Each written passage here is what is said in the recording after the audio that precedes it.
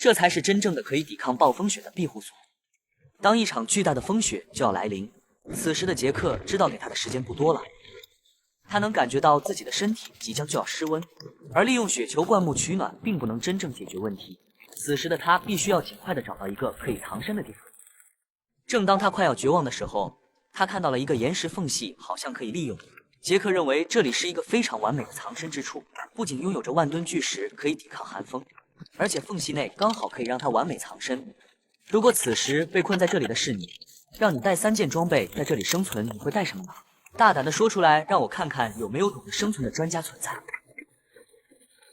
当杰克发现岩石的缝隙最里面还存在一个出风口时，他将这里改成了一个天然的壁炉，而出风口就会利用烟囱效应将烟雾全部排出，将温暖留在庇护所的内部。紧接着，他将顺路捡到的木头劈开。杰克认为，只要将洞内的篝火点燃，让火的热量传递到岩石上面，等岩石有了温度后，他一定可以在这里度过一个温暖的夜晚。不过，想要让热气保存在庇护所内部，他必须要将门口尽量封闭。于是，他开始利用附近的岩石开始打造墙壁。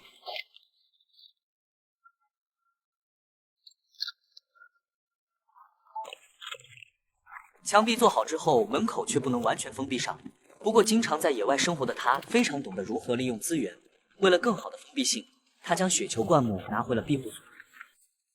紧接着，他将灌木用力地塞到了门口的岩石缝隙上。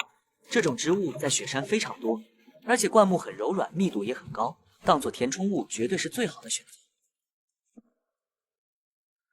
最重要的是，一整块灌木刚好可以当做一扇门来使用，节省了建造时间的同时，又能拥有非常好的保温性。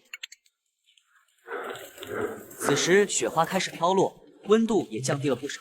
杰克钻进庇护所内，他能感觉到岩洞里已经开始有了温度。为了能更好的保存暖气，他利用雪球灌木将门口堵上。而接下来，他也要为自己的身体补充能量。